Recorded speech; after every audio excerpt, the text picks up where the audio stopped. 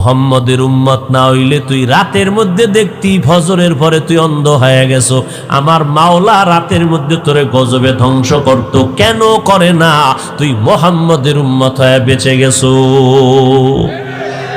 তবে পরকালের জুতার বাড়ি রেডি আছে, তওবা যদি না করো, লজ্জা না থাকলেই তো করতে পারো যে একবারও যদি চিন্তা করতি, যেই চোখ দিয়া বেগানার দিকে তাকাই, যেই চক্ষু দিয়া আমি গুনার কাজ করি, যেই চক্ষু দিয়া আমি নর্তকীর চেহারা দেখি, আল্লাহ যদি আমারে অন্ধ বানাইতেন আমি কেমনে দেখতাম? যেই হাত দিয়ে আমি জুলুম করি, আল্লাহ যদি আমার হাত না দিতেন কেমনে করতাম? যেই জিহ্বা নাড়াইয়া গালাগালি করি, যদি আমার জবান বন্ধ হয়ে যাইতো আমি কেমনে গালি দিতাম? আল্লাহ যদি আমার হাত তার আঙ্গুলগুলো না দিতেন, তাহলে আমি ফেসবুক নামের গজবের পৃষ্ঠায় কেমন করে আলেমের বিরুদ্ধে লিখতাম? এই নিমক হারাম অকৃতজ্ঞ খোদার দুশ্মনেরা, যারা আলেমের বিরুদ্ধে লেখালেখি করো, মরার আগে তোর উপরে আল্লাহর গজব পড়বে, তুই শুধু টাইম গুনতে থাক। এই জমিনে আল্লাহ প্রমাণ যে আলেমের বিরুদ্ধে যাবে, এটাই তার নমুনা, ওর উপরে আল্লাহর অভিশাপ। ও আল্লাহ পাকের গজবের মধ্যে বান্দাদের একটা বান্দা যে আলেমের বিরুদ্ধে যায়। আর কারো বিরুদ্ধে লেখার সময় পাইলে না, লেখালেখি করো আলেমের বিরুদ্ধে, ইমামের বিরুদ্ধে, হুজুরের বিরুদ্ধে, কোরআনের বিরুদ্ধে, মাদ্রাসার বিরুদ্ধে।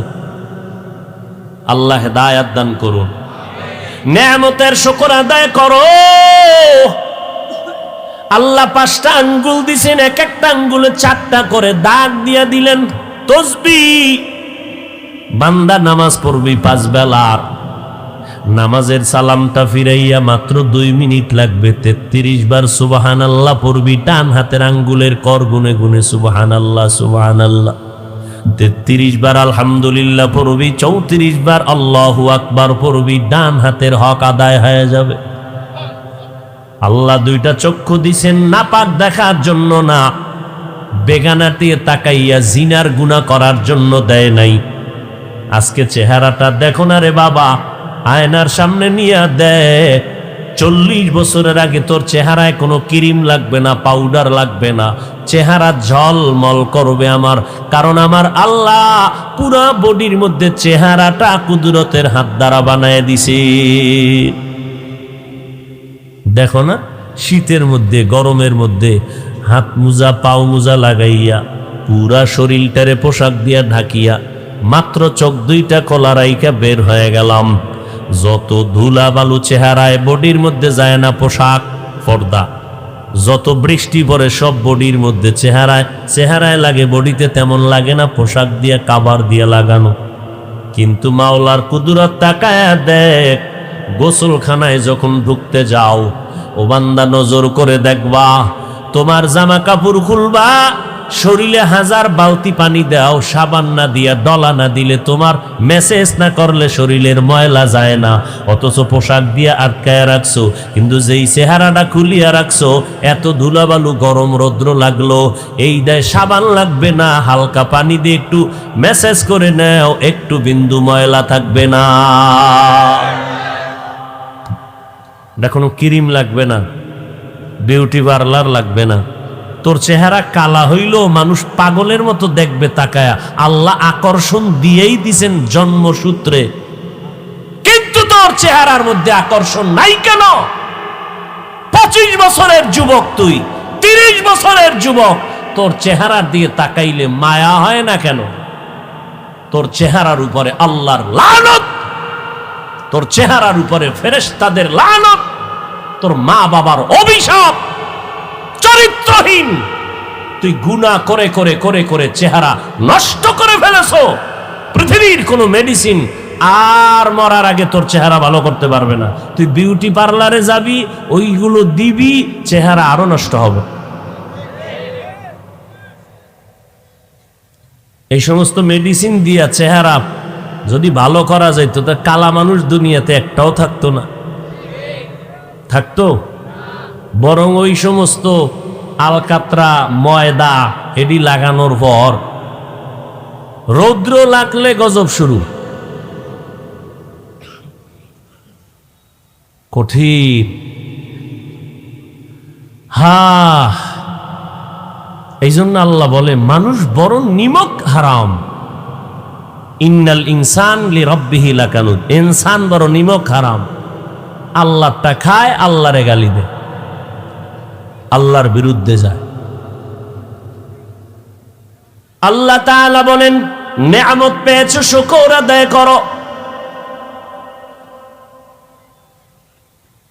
আল্লাহ তাআলা যাকে যেই নেয়ামত দান করেছেন শুকর আদায় করো।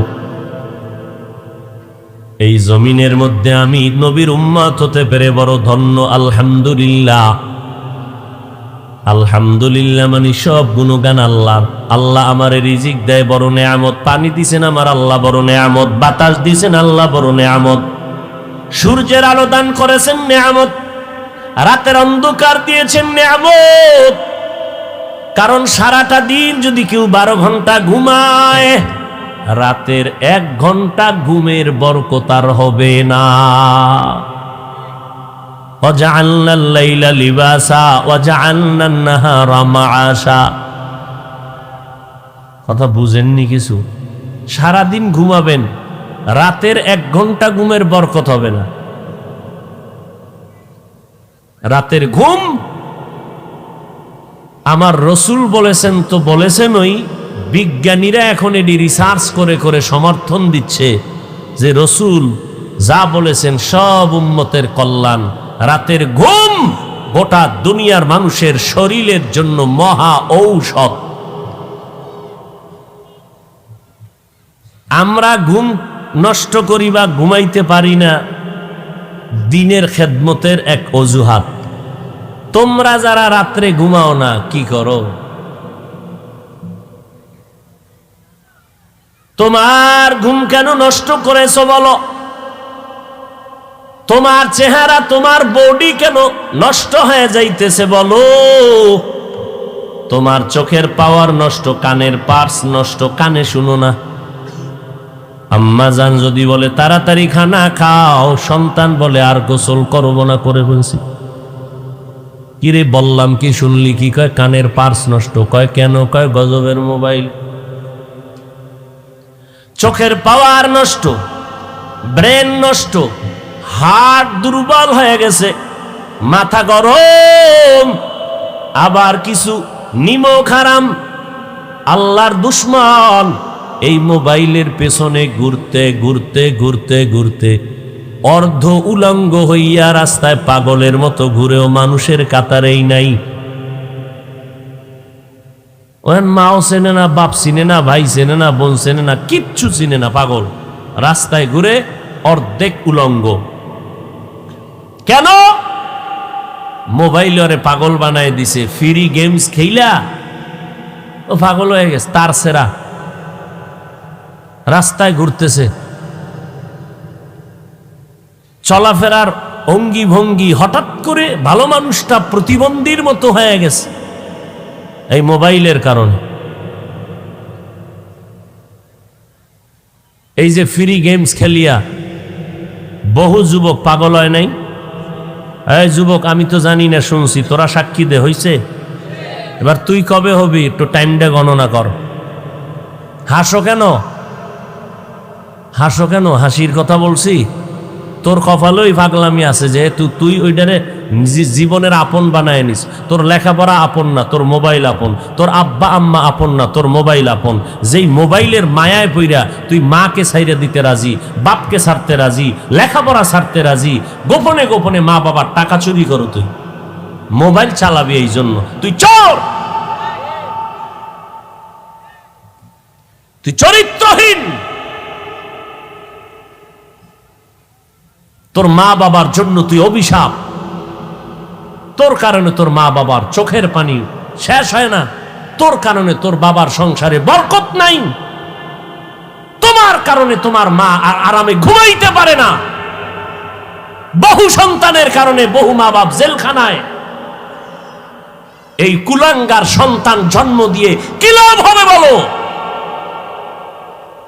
আর এই কুলাঙ্গারের আব্বা আম্মা হইয়া কি লাভ হবে বলো? গোটা দুনিয়ার মানুষ আল্লাহর বড় নেয়ামত, উম্মতের জন্য একজন নবী পাওয়া বড় নেয়ামত, মা বাবার জন্য একটা নেককার সন্তান পাওয়া বড় নেয়ামত, একজন পুরুষের জন্য নেককারিনী স্ত্রী পাওয়া নেয়ামত, পর্দাওয়ালা নারীর জন্য একজন কোরআনওয়ালা স্বামী পাওয়া বড় নেয়ামত, সন্তানের জন্য নামাজি মা বাবা পাওয়া বড় নেয়ামত, এলাকার মুসল্লিদের জন্য ভালো একজন ইমাম পাওয়া বড় নেয়ামত, ভালো একজন প্রতিনিধি পাওয়া বড় নেয়ামত। নেয়ামতের শুকর আদায় করো। শুকর আদায় মানি যেইভাবে যেখানে যা করা প্রয়োজন সামাজিকভাবে ওইভাবে তা করো, উল্টা পাল্টা না, ন্যায়ভাবে করো বা অন্যায়ভাবে না। আমার আল্লাহর নেয়ামতের শুকর আদায় করো রে বান্দা। আলহামদুলিল্লাহ বলবা তোমার এটা সাময়িক শুকর আদায়, কিন্তু আমার আল্লাহর ইবাদতের জন্য নিজেকে কোরবান করে দাও, এটাই হবে তোমার শুকর। আম্মা জান আয়েশা বলেন, আমার নবীর কোনো গুনাহ নাই, যেই নবীর ঘাম থেকে মিশকের ঘ্রাণ আমি আয়েশা বোতলের মধ্যে ভরে ভরে নবীর ঘাম মোবারক রাখতাম, আর বড় বড় অনুষ্ঠানে নবীর ঘাম মোবারক আতর হিসাবে ব্যবহার করতাম। মিশকের মতো ঘ্রাণ আমার নবীর ঘাম থেকে। আম্মা জান আয়েশা বলেন, আমি 6 বছরে আমার সাথে নবীর বিবাহ হয়ে গেল। 9 বছরের সময় আমি নবীর ঘরে আসলাম। 18 বছরের সময় নবী আমাকে ছেড়ে দুনিয়া থেকে বিদায় হয়ে গেলে আমি মাত্র নবীর ঘরে সময় কাটাইলাম 9 বছর। আমি আয়েশার বয়স টোটাল 18, নবীজির সাথে বিয়া হয়ে গেল 6 বছর সময়। আর এই বিয়াটা আমার আব্বা আবু বকর করায় নাই, আমার সাথে নবীর বিবাহের পয়গাম দিছেন আমার আল্লাহ। আয়েশার সাথে রসুলের বিয়ার পয়গাম কে দিয়েছেন? আরো জোরে বলেন। সেই আয়েশা 9 বছর মাত্র গড় করলেন রসুলের, যেই বয়সে এখন মেয়েরা বিয়াও হয় না। টোটাল বয়স মাত্র 18। আম্মা জান আয়েশা বলেন, এই 18 বছরে রসুল গেলেন আর আমি 9 বছর নবীর ঘরে থাকলাম। এই 9 বছরে নবীর সোহবতে কি বরকত পেয়েছি। 2000-এর উপরে হাদিসের হাফেজা হয়ে গেছি আমি। কয় হাজার? আপনার আম্মা জানের কি খবর? খামগা আম্মা জান তো বিড়ি টানে, আপডেট হয়ে গেছে, পুরুষে টানে, এরা টানবো না, সমান সমান চলতেছে। আর আপনাদের এই অঞ্চলে আসলে তো শুধু ইয়াবার আওয়াজ। কি ঠিক? বুঝলো না বুঝলো ঠিক? আহা, নিজেও ধ্বংস, পরিবার ধ্বংস, সমাজ ধ্বংস, রাষ্ট্র ধ্বংস, কামাই রুজি হারাম, মাইয়া ভোলার রক্ত ছিল পাক, এই হারাম টাকা খাওয়াইয়া বানাইছে মাইয়া ভোলার রক্ত দিয়েও হারাম। এই মা বাবাকে কোনোদিন এই সন্তান কোনোদিন 1 মিনিটের জন্য মা বাবার সেবা করবে না, যেই মা বাবা সন্তানের হারাম খাওয়াইয়া রক্ত নাপাক করে। ওই মা বাবা ওই সন্তানের কোনোদিন খেদমত পাবে না। এত সোজা শান্তির জীবন। এক বেচারা শুনছি ঘটনা একজনের কাছে, কথা একটা শুনছি আর কি। কি কয় যে এক বেচারা একজন বড় বুজুর্গ পাইছে, তো ভাইয়া এখন বুজুর্গ কয়, এই তুমি হুজুর একটু দোয়া চাই। তোকে কি দোয়া চাও? আমি শান্তির জীবনে যেন থাকতে পারি। আচ্ছা তুমি কার মতো শান্তিতে থাকবা এই লোকটারে আগে বলো, কার মতো, তার চেহারাটা আমাকে বলতে হবে। এখন এই লোক গেছে কই ভাই, কার মতো অমুক খুঁজতেছে, খুঁজতে খুঁজতে খুঁজতে পাইছে রাস্তার মধ্যে একজনে বয়ে বয়ে বিড়ি টানতেছে। কি ব্যাপার? কয় ভাই আমি আপনার মতো এইরকম যে দিব্যি আরামে বিড়ি টানতেছেন, কোনো টেনশন নাই। আপনার মতো হতে চাই। তওবা কর, আমার মতো অশান্তিতে জমিনে কেউ নাই। কেন? গরু একটা কিনছি মরে গেছে, আনছি ঋণ হে আদায় করতে পারি না, ঘরের মধ্যে হোমানে গালাগালি, না বউ শান্তি দেয়, না মাইয়া বলায়, না পাওনাদার, আবার হাঁটতে হাঁটতে গেছে। এরম বহু লোক দেখে এক জায়গায় গিয়ে একদিন সকালবেলা দিয়ে দেখে সূর্য উঠিয়া আলোকিত হয়ে গেল। সূর্যের কিরণ ঘরে যখন পড়ে গেল, ঝিকমিক করতেছে। এক বেচারা বারান্দায় দোতলায় বিল্ডিংয়ের পায়ের উপরে পাও ফালায় পত্রিকা পড়ে আর বিড়ি টানে। এবার ওর নিচে সালাম দিছে, কি ব্যাপার? আপনার সাথে আমার পার্সোনাল একটু কথা। কি বিষয়? বিষয় তো সামনে।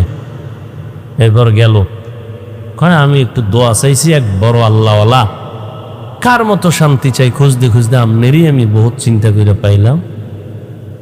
আপনার মতো শান্তিতেই জমিনে কেউ নাই। দোতলায় বইয়া পায়ের উপরে পাও ফালাইয়া পত্রিকা পড়েন আর বিড়ি টানেন।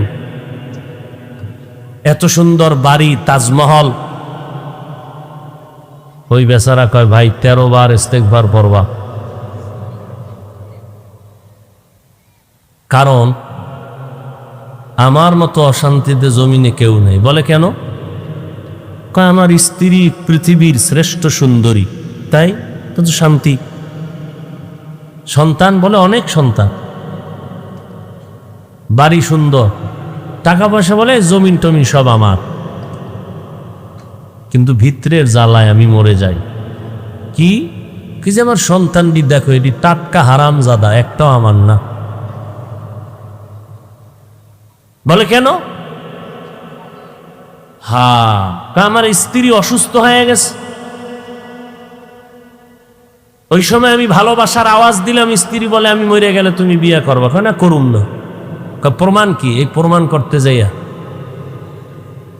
এমন ধরা খাইছি যে আমি আমার যৌবনকে নষ্ট করেছি। স্ত্রীকে প্রমাণ করে দেখাইলাম তুমি মরলেও বিয়ে করুম না। আল্লাহর কুদরত, স্ত্রী সুস্থ হয়ে গেছে। না, আমার তো যৌবন শেষ। এবার সন্তান যা স্ত্রী নিয়েছে সব হারাম পদ্ধতিতে নিয়েছে, আমার থেকে একটাও না। তাহলে শান্তি বড় কঠিন জিনিস। একটা মানুষ নাই যার পেরেশানি নাই, একটা মানুষ নাই। বরং যে যত টাকাওয়ালা তার পেরেশানি তত বেশি, তার মুসিবত তত বেশি। এর মধ্যে বসিয়াও যদি কেউ আল্লাহর শুকর আদায় করে, আল্লাহ নিয়ামত বাড়ায় দিবেন। বাড়ানোর অর্থ কি? আল্লাহ তাকে জান্নাতের পথে নেক আমল করা আসান করে দিবেন। আর এই দুনিয়াতে যত নিয়ামত আছে, সব নিয়ামতের মধ্যে শ্রেষ্ঠ নিয়ামতের নাম হলো দ্বীনের হেদায়াত। বাড়ি পাইলাম, গাড়ি পাইলাম, টাকা পয়সা সব পাইলাম, হেদায়াত পাইলাম না, কিছুই পেলাম না। আর আমার বাড়ি নাই, গাড়ি নাই, টাকা নাই, পয়সা নাই, আমি দ্বীনের পথে চলতেছি, নামাজ পড়ি, ভর্তা করি, হালাল খাই, আলু ভর্তা দিয়া, মরিচ ভর্তা দিয়া খানা খাই, স্ত্রীকে নিয়ে থাকি, আমার ঘরে কোনো টেনশন নাই। আমার স্ত্রী নুন ভাত খাইয়াও শুকর আদায় করে, নামাজ পড়ে। আমি যখন কাজে যাই, আমার স্ত্রী ঘুমায় না, নামাজ পড়ে পড়ে আমার জন্য দোয়া করে, ও আল্লাহ আমার স্বামীর কামাইয়ের মধ্যে বরকত বাড়ায় দাও, তুমি চলার পথে হেফাজত করো। আমার সম্পদগুলো আমার স্ত্রী হেফাজত করে, আমার সন্তানগুলোকে লালন পালন করে, আদর্শওয়ালা বানায়। আমি আল্লাহর শুকর আদায় করি, আমার মতো শান্তিতে কেউ নাই। কারণ আমি বাড়ি গাড়ি টাকা পয়সা যদিও পাই নাই, আমি আল্লাহর হেদায়াত পেয়েছি। আর এক বান্দা বাড়ি গাড়ি টাকা পয়সা সব আছে, কিন্তু হেদায়াতের পথে নাই। স্ত্রীর হাতের রান্নাটা পর্যন্ত স্বামী খাইতে পারে না, কারণ চৌধুরী বংশের মাইয়া। আগুনের কাছে গেলে চেহারা ঝলসে যাবে, কালার ডিসকালার হয়ে যাবে। এই জন্য চৌধুরী বংশের মাইয়া কয়, আমি পাকাইয়া তোমারে খাওয়াইতে পারবো না, কাজের মাইয়ার হাতের রান্না খাইয়া মরো। যেই কাজের সন্তান পবিত্র পরিচ্ছন্ন অবস্থায় থাকে না, হয়তো কাজের সন্তান রান্না করে দিবে, না হয় হোটেল থেকে এনে খাবে। অথচ আলহামদুলিল্লাহ যারা নেককারিনী স্ত্রী নামাজি বান্দি পাইছেন, এমন আল্লাহর বান্দা সেজদায় পড়ে শুকর আদায় করে নেয়, স্ত্রী নামাজ পড়িয়া রান্না করে, আলহামদুলিল্লাহ। এমন আল্লাহর বান্দিরা আছে ঘরের মধ্যে যারা 5 বেলার নামাজ পড়ে বেপরদায় চলে না। ও পর্দার আড়ালের আম্মা জানেরা, আপনাদের ভাগ্য কত ভালো, আপনাদের মর্যাদা কত বেশি। আল্লাহর নবী আপনাদের মর্যাদা বাড়ায় দিয়েছেন, কারণ আপনারা নবীদের মা, আপনারা সাহাবায়ে কেরামের মা, আপনারা আউলিয়ায়ে কেরামের মা, আপনারা বড় বড় আদর্শওয়ালা সন্তানের মা। এরে আম্মা জান, আল্লাহ আপনাদেরকে এত সম্মান দান করেছেন। আপনারা খাদিজা রাদিয়াল্লাহু আনহার মতো নারী, ফাতেমা রাদিয়াল্লাহু আনহার মতো নারী, আয়েশা রাদিয়াল্লাহু আনহার মতো নারী। এরে আম্মা জান, যারা নামাজি বান্দি এখনো এই জমিনে এখনো আছে, এখনো যে ঘরের মধ্যে 24 ঘন্টা থাকে, মাথার ওড়নাটা কখনো ফালায় না, এবং যতবার রান্না করে বিনা অজুতে রান্না করে না। এইরকম হাজারে একটা বউ যদি কেউ পায়, সে বিনা হিসাবে জান্নাতে যাবে, বিনা হিসাবে যাবে। তবে এক হাতে তালি বাজে না, বিনা বাতাসে পানি লড়ে না। ঠিক স্বামী আর স্ত্রী একজন একদিক আর একজন আর একদিক হলে হবে না, দোনোজনার মন একদিক হলে ওই বাগানে জান্নাতের ফুল ফুটবে, না হয় হবে না। স্বামী বেচারা বয়ান শুনিয়া দিলটা নরম, সন্তানটারে চায় নামাজি বানাবে, কোরআন পড়ানেওয়ালা বানাবে। স্ত্রী যদি না চায় হবে না, আবার স্ত্রী চায়, স্বামী যদি না চায় হবে না। এই জন্য মনের মানুষ পাওয়া বড় কঠিন। আল্লাহ আইন করে দিছেন, হুন্না লিবাসুল লাকুম ওয়া আনতুম লিবাসুল লাহুন্না। স্ত্রী স্বামীর ঈমানের পোশাক, স্বামী স্ত্রীর ঈমানের পোশাক। এরে নবীর উম্মতের দল, নবীজি বলেছেন, যেই নারীরা ঘরের মধ্যে মাথার ওড়না রাখে না, কেউ দেখুক আর না দেখুক, ওই ঘরে রিজিকের বরকত থাকে না। আর যার বরকত লাগে না, তার থাকা না থাকা কি? হাজার না লাখে একজন হেদায়াত পাওয়ারও বড় মুসিবত। পাবে না বিদায় আমাদের বয়ান কি বন্ধ করে দেওয়া হবে? না, আশা আমাদের বড়। একজন যদি হেদায়াত পায়, এর বরকতে আমাদের জিন্দেগির সফলতা ফিরে আসবে। এরে আল্লাহর বান্দা, ও মা বোনেরা, ও যুবকেরা, ও বৃদ্ধ বাবাজিরা, আল্লাহর নেয়ামতের শুকর আদায় করে নাও, আল্লাহর হুকুম মতো জীবন চালাও। আল্লাহ তাআলা তোমাকে আরো নেয়ামত বাড়ায় দিবেন। তুমি মরিয়া গেল অমর হইয়া থাকবা, মানুষের মুখে মুখে শুধু দোয়া চলবে, লোকটা বড় ভালো ছিল, লোকটা বড় ভালো ছিল, এটাই দোয়া। কেউ মুখের থেকে ভালাবে না। আর কেউ মরলে কয়েকটা ঝামেলা গেল, এটাও একটা বড় দোয়া। আল্লাহর দেওয়া নেয়ামত, জবানের হক আদায় করো, কানের হক আদায় করো, চোখের হক আদায় করো, পায়ের হক আদায় করো, মা বাবার হক আদায় করো, ভাইয়ের হক, সন্তানের হক, স্বামীর হক, স্ত্রীর হক আদায় করো রে বান্দা। এরে আম্মা জান, সংসার জীবনটাকে জান্নাতের বাগান দিয়ে সাজাইতে হলে স্বামী আর স্ত্রীর দুজনের এক মন লাগবে। তবে তুলনামূলক স্ত্রী একজন ভালো যদি হয়, স্বামী একটু আঁকা বাঁকা থাকলেও স্বামীকে ভালো রাস্তায় নেওয়া সম্ভব। কেমনে? আপনি চাকরি করেন, বেতন 20,000, মাস শেষ বেতন নিয়ে গেলেন 22,000। স্ত্রী যদি জিগায়, স্বামী 2,000 বেশি কেন? বলবে একজনে আমারে হাদিয়ে দিস। আচ্ছা, হিসাব পেয়ে গেলাম। পরের মাসে দেখা গেল 26,000, 6,000 বাড়তি কেন? এইভাবে যদি মাসে মাসে আম্মাজান ধরে, আর যদি স্বামী মোহাব্বতের কারণে সত্য কথা বলতে বাধ্য হবে, স্বামী এক সময় বলবে, বিবি আমি 10 টাকা সুদ খাইছি, অমুকের থেকে বেতন নেওয়ার থেকে টাকা কেটে রেখেছি। স্ত্রী বলবে, স্বামী তোমার পায়ে হাত, আল্লাহ যা দেয় তা নিয়ে শুকর আদায় করো, হারাম টাকা আনিও না। মানুষের কাদাইয়া আমরা আল্লাহর দরবারে শান্তি পাবো না। হালাল ভাবে চলো, তোমার ওই হারাম টাকা আমারে খাওয়াইও না, আমার সন্তানের খাওয়াইও না। কারণ সন্তান কোনোদিন মানুষ হবে না, লেখাপড়া করবে কিন্তু আমাদের অনুগত হবে না, আমাদের বাধ্য থাকবে না। কারণ আমার আল্লাহ যদি বেজার হয়, আল্লাহ বেজার হয়ে গেলে আমাদেরকে অমানুষের কাতারে ফালায় দিবে, সন্তান নিয়ে আল্লাহ জালার মধ্যে ফালাইবে। ও আল্লাহর বান্দারা, শান্তি দেওয়ার মালিক আমার আল্লাহ। আমার আল্লাহ যদি রাজি থাকে শান্তি আসবে, বেজার হলে শান্তি আসবে না। এরে মা, আপনার আদর্শ বড় দামি, এজন্যই তো ইমাম গজালি বিশ্ববরেণ্য দার্শনিক, ওলিয়ে কামেল, এত বড় আল্লাহওয়ালা, তিনি বলেন প্রত্যেকটা সন্তানের জন্য মা হলো সন্তানের প্রাথমিক শিক্ষিকা। মা সন্তানের যা শিখাবে সন্তান তাই শিখবে।